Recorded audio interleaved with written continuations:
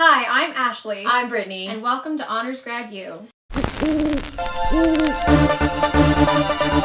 Have you ever thought about writing a book or wondered how books get published? Publishing a book used to be a very simple process. You'd write a book and then you'd mail a physical copy of your completed manuscript to a publishing company. If they liked it, they'd publish it and you'd be a professional author. Over time, the publishing industry has become much more complex and there are many ways to publish your book, each with its own benefits and potential problems. One way to get a novel published is through traditional publishing. Traditional publishing just means that you're working with an established publishing company, whether it's one of the publishing giants in New York or a small independent press. You can go through traditional publishing with an agent, or you could submit your work on your own. Either way, you must have a complete manuscript ready before you start. Once you've got your novel as polished as you can get it on your own, then you start the process of querying. Querying is how you get the attention of an agent or a publisher. Each agency and press has their own requirements for queries, so make sure you do your research before you send off your full manuscript and a cover letter to someone who actually wanted a standard query letter and a one-page synopsis.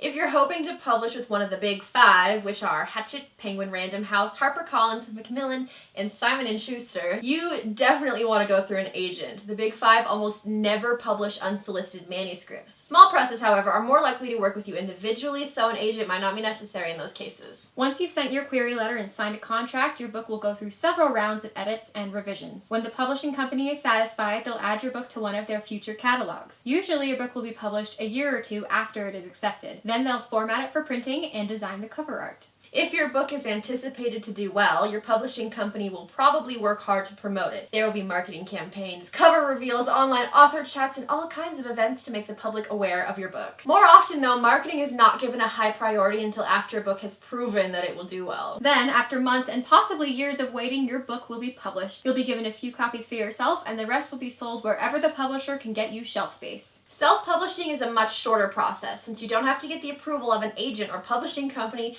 it's important to make sure your book is really well edited. If you want your book to stand out from the thousands of other self-published books on the market, it has to be really polished. It's usually a good idea to get a professional editing service to go over your manuscript at least once. And the same thing applies to cover art. Don't just doodle something yourself or use a stock photo. Find an artist who will do a professional design for you. And once your novel is polished and looking professional, you have to decide on a medium. Most self-published books start out as ebooks, and formatting for ebooks is different on every platform. You have to research what is required for Amazon's Kindle store as opposed to what is required for Apple's iBooks. Any marketing you want to do has to be done yourself. Amazon will publish your ebook for you, but they won't promote it unless it does well. Social media is the best place for a self-published author to get his or her book some attention. If you decide you want physical copies of your books, there are some companies that offer print-on-demand service. You have to make sure your formatting is correct, and printing the books will cost you money up front. That's the hard thing about self-publishing. It costs money to start out. But if your book does well, you have the potential for a much better profit. Traditional publishing companies only give you 10 to 15% of the profits, and that's the high average. Self-publishing will get you at least 70% of ebook sales, and if you sell physical copies without a vendor,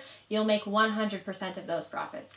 On the other hand, if you're an established author and your book is anticipated to be a bestseller, you could end up getting a big advance up front and then make money off the royalties for a long time after publication. Plus, traditional publishing gives you a greater chance for exposure to a wider audience. So what do you think? Is traditional publishing an old-fashioned industry that we should be moving away from? Would you ever consider self-publishing? Let us know in the comments below. If you learned anything from this lovely video of ours, please feel free to give it a thumbs up and subscribe so you don't miss any of our future videos. Click on any of the links below to get to our social media pages, or check out our blog to learn more about the publishing industry. Thanks for watching, guys. I'm Brittany. And I'm Ashley. This is Honors Grad U.